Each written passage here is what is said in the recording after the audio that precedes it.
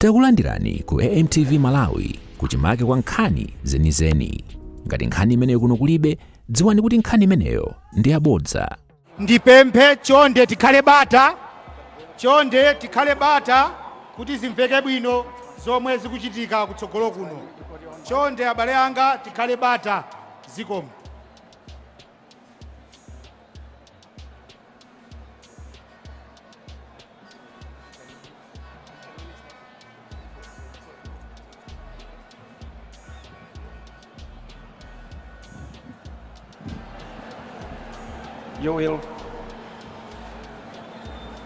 You will repeat after me as follows.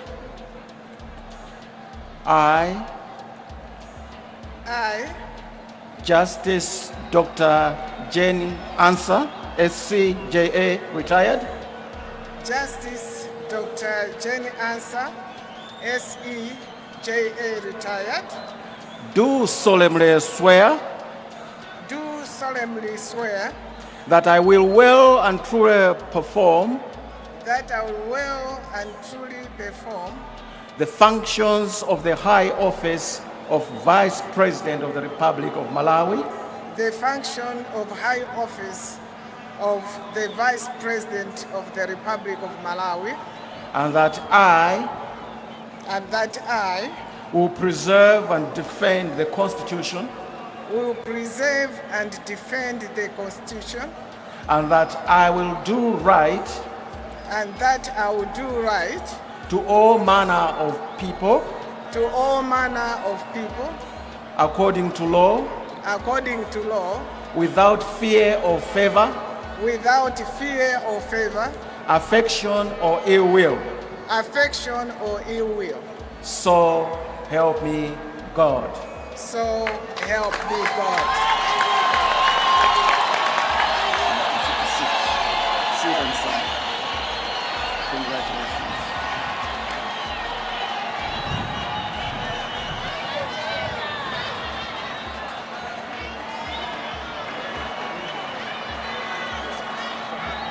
You may stand close to her. You may stand closer. Justice Dr. Jane Ansah, SC Akulumbira, kutsimikiza kuti tsopano mu office ya Vice President iwowo ndamene atumikire Amalawi kupita mtsogolo muno.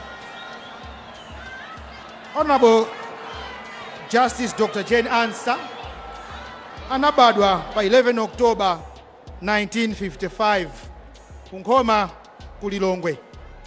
Tsiku la lero ali ndi zaka 69, 1 week shy kuti akwanise zaka 70. Iwo adaphunzira masukulu awo a primary ndi secondary mu dziko lomwe lino ndithu, ndipo tertiary education maphunziro awo akati chenjede ndi ukadaulo adapanga ku Ansah College of the University of Malawi. Adalandira graduate and doctoral qualification from University of Nottingham in the United Kingdom. She's a lawyer by profession, appointed as judge in 1998. Ndipo pakali pano akugwira mbiri ngati mmodzi kapena yekhayo adakhala kwa attorney general wa dzikoli koma ali mzimayi kuchokera pa 2006 mpaka na 2011. Adasankhidwa kukhala judge wa Supreme Court of Appeal ku 2011 kumene adagwira mpaka namene anapuma mu chaka cha 2020. Kumbali inanso adagwirakonso ngati chairperson wa Malawi Electoral Commission kuchokera 2016 mpaka na 2020. Dr. Jane Ansah ali pabanja ndi Bishop Dr. Joseph Ado Ansah, ndipo together ali ndi ana. The Vice President is a bishop and whose altar is at Christ Citadel. Congratulations, Dr. Jane Ansah, now Vice President of the Republic of Malawi.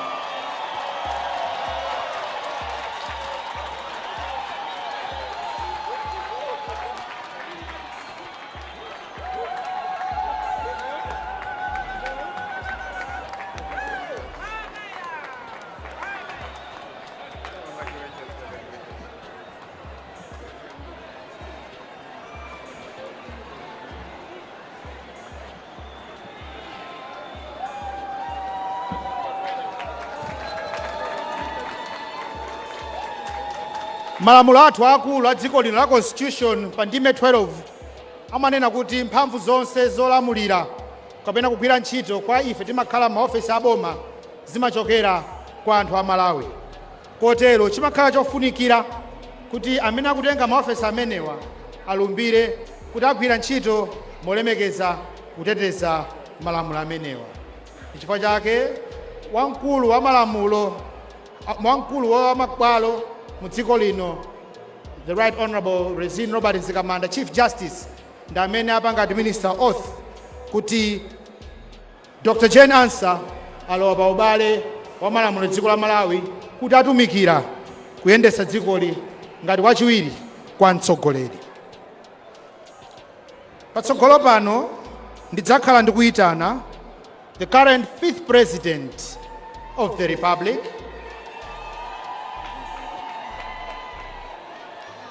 Professor Ansah Mutharika, kuti nawonso kufotokoza mwene anakambira a Chief Registrar paja aende adutse patsogolopa kufika malo pena ayima Honorable Chief Justice kuti alumbire kuvomereza kutenga mpando umenewu wa President.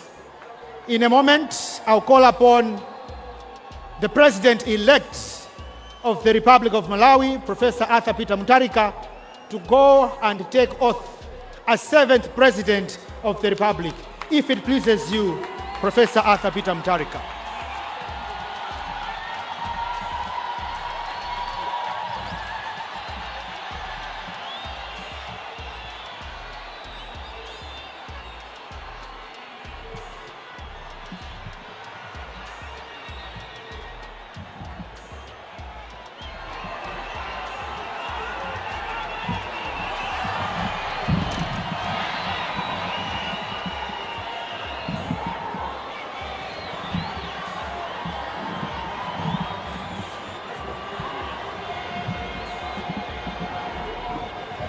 Thank you.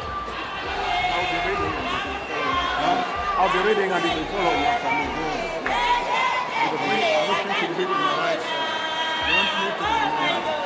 I can do that. Better for me. And Excellency, you want to be this side? Would you like to be this side? Because SCA wants me to be on that side. No, he wants me to be on this side, so it will be here. If it's okay. Or you speak loud enough. I have some problem with your left ear. That can help. I'll be very loud. Okay. Okay. How are you? Very good. I can't remember your name. Name is Innocent. Oh, yes. Ndipo posachedwa hapa President-elect Professor Ansah Mutharika akhala akulumbira ngati President wachi 7 wa dziko lino, ndipo malumbiro amenewa motsatana ndi malamulo a Malawi apangidwe motsogozedwa ndi olemekezeka Chief Justice athu Right Honorable Rezin Robert Zikamanda. Over to you, Honorable Chief Justice. Your Excellency, you will repeat after me as you take the oath of office. I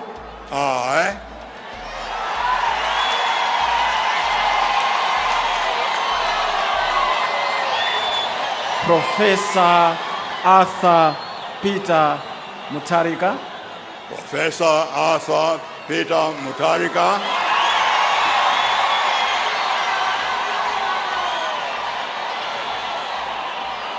do solemnly swear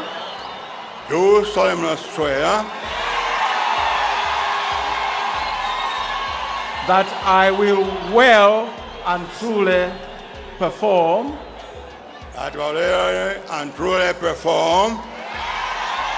the functions of the high office of President of the Republic of Malawi, the high post of the President of Malawi, and that I will preserve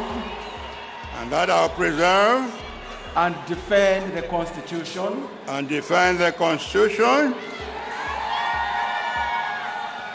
that I will do right to all manner of people according to law, without fear or favor, without fear or favor, affection or ill will. affection or ill will. So help me God. So help me God. Congratulations, Your Excellency. You take a seat.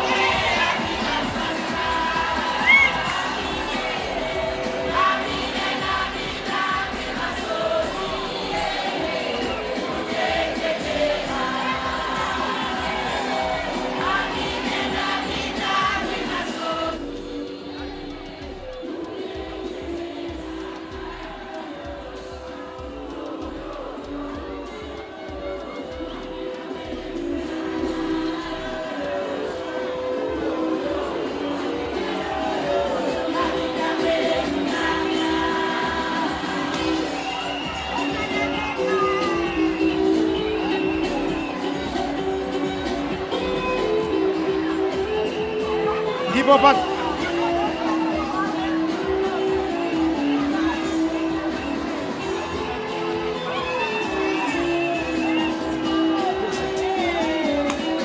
Take it down, take it down, take it down, take it down. Ndinakambira muja iya muvina pa nthawi yake koma tipange kaye za mwambo. Tisatire mwambo, tisatire ndondo. Ndinakambira muja pa nthawi imeneyi ife akumabwalo tinakonza mphatso mmene zimakhalira mwa malamulo yopereka kwa mtsogoleri wathu amene walumbira kuti agwiritsa ntchito malamulo a Malawi a dziko lino motsatana ndi malumbirowa kupereka symbols of office ndipo amene apereke the Honorable the Chief Justice of the Republic, Right Honorable Rezin Robert Mzikamanda. Ndipo mphatso zimenezi ndi Malawi national flag, a presidential standard, the coat of arms of the Republic of Malawi, and the copy of the Constitution of the Republic of Malawi. Izi ndiye zizindikiro zimene malamulo amanena ife kumabwalo opereka kupanga recognize kuti pakali pano mdziko lino tili ndi mtsogoleri wa chinamba 7 amene pakali pano ndi Professor Ansah Mutharika. Patsogolo apo ansathu a Malawi Defense Force nawonso adzapanga mwambo wawo kuperekanso chizindikiro kuti tsopano pali commander, chief commander wosiyana ndi analipoyo.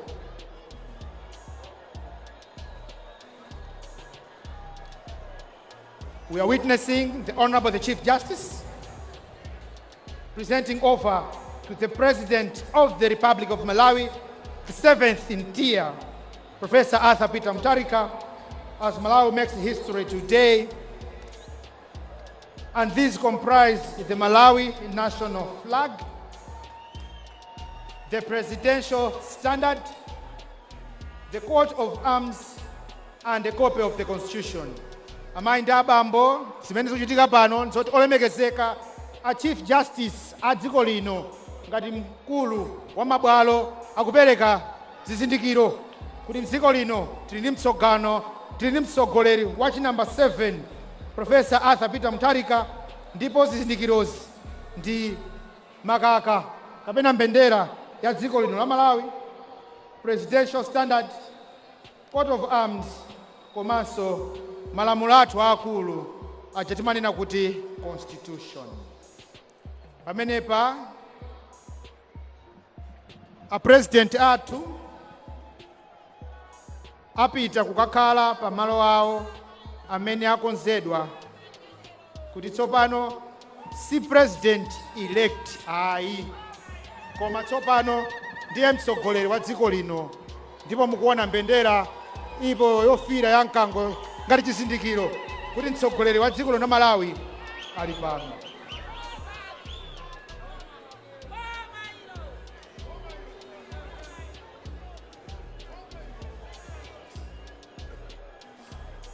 Your Excellency, the President of the Republic of Malawi, Professor Ansah Mutharika, Vice President of the Republic, Justice Dr. Jane Ansah, SCJA retired, it is now my humble duty to bow down from this double duty where we have witnessed the swearing-in ceremony, ushering you as President and Vice President Republic, respectively. At this moment, I'll now call upon Your Excellency and the Right Honorable the Vice President. I'll hand over to the Directorship of Lieutenant Paul Chipwanya for related processes. Thank you very much, Honorable Chief Justice, for leading Malawi in this occasion, and thank you very much all for having been a good audience. Thank you very much.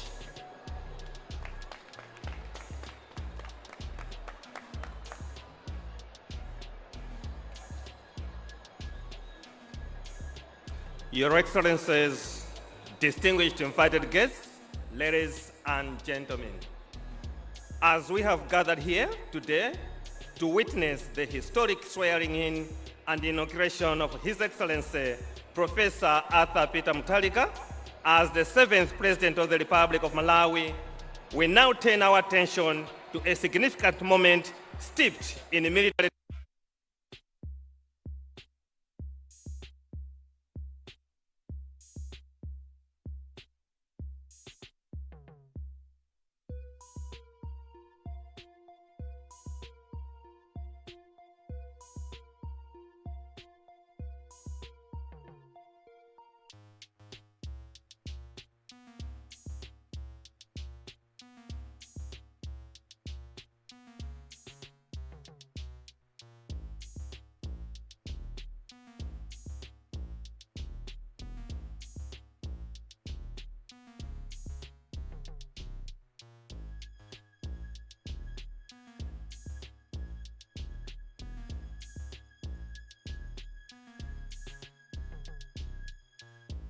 At this moment, Your Excellencies, distinguished ladies and gentlemen, allow me to call upon Lieutenant Ishmael Nkhoma, who will be flanked by Lieutenant Irene Chikoza, Lieutenant Linus Nkhono, Lieutenant Jeremiah Yohane, and Lieutenant Ignatius Lipuka to march forward with this esteemed sword of command.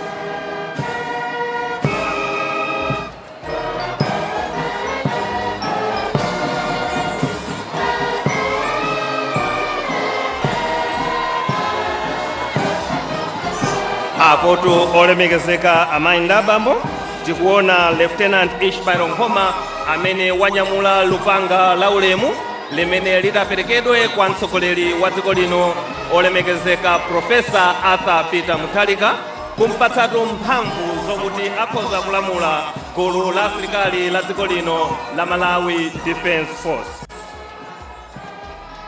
Ndipotu Lieutenant Ishmael Nkhoma akuperekezedwa ndi Lieutenant Irene Chikoza, Lieutenant Linus Nkhono, Lieutenant Jeremiah Yohane ndiponso Lieutenant Ignatius Lipuka.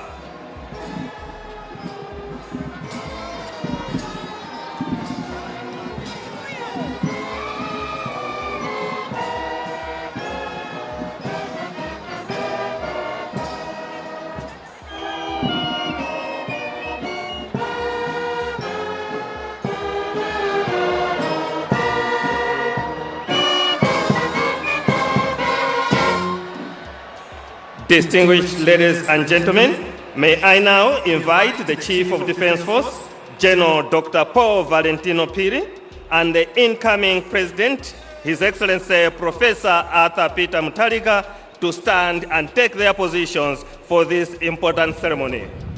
Immediately after the presentation of the Sword of Command to the new President and Commander-in-Chief of the Malawi Defense Force, he will be accorded a presidential salute that will be followed by the national anthem. Your Excellencies, distinguished ladies and gentlemen, it is now time to witness the presentation of the Sword of Command to be brought forward by Lieutenant Ishmael Nkoma and will be taken out of his case by the Malawi Defense Force Joint Headquarters Deputy Chief of Staff, Lieutenant Colonel Hastings Subiri. Lieutenant Nkoma. Your Excellencies, distinguished ladies and gentlemen, the Sword of Command symbolizes the authority of the Commander-in-Chief over the armed forces. Its transfer signifies the new leader's unwavering commitment to uphold military discipline and ensure the security of our nation.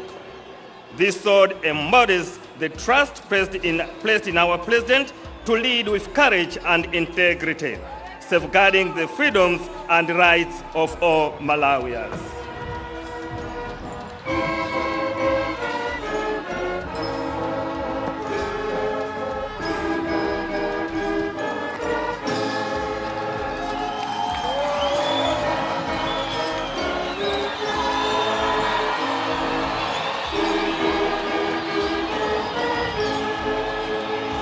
Aboto apresentatu tsopano alandira lupanga la ulemu limene likuwapatsa mphamvu zolamula Malawi Defense Force. May I request you all to remain standing for the presidential salute that will be followed by the Malawi National Anthem. Parade Commander.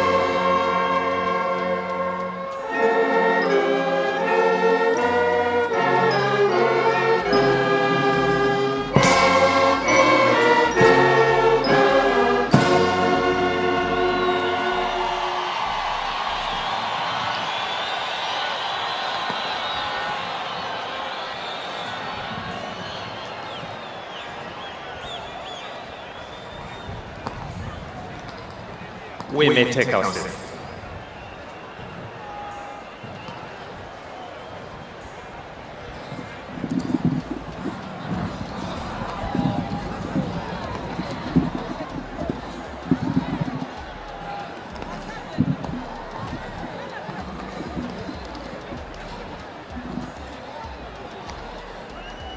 Your Excellencies, distinguished ladies and gentlemen, it is a tradition that after the inauguration of the new president as Commander-in-Chief, the parade marches past in slow and quick time. This is a multifaceted ritual that embodies respect, loyalty, unity, and readiness. It serves to reinforce the authority of the new leader, celebrate national pride, and demonstrate the commitment of the armed forces to protect and save the nation under the new administration. Shortly, Your Excellency, distinguished ladies and gentlemen, I will hand you over to the parade commander who march forward to request His Excellency the President, Professor Ansah Mutharika, and Commander-in-Chief of the Malawi Defense Force for the parade to march past in slow and quick time. But before that, let me mention that as soon as the parade starts marching, the 21-gun salute will commence. I therefore request all those that corrupts, when they hear something threatening, to remain seated until the 21-gun salute is completed.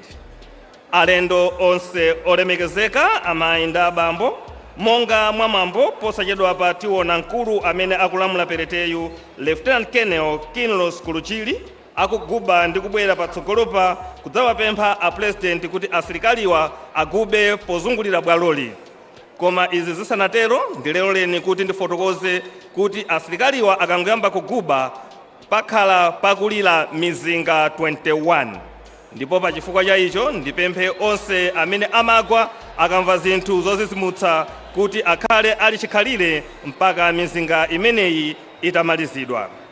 Your Excellency, distinguished ladies and gentlemen, allow me now to hand you over to the parade commander, Lieutenant Colonel Kinlos Kuluchili, to proceed with the parade program. Parade commander.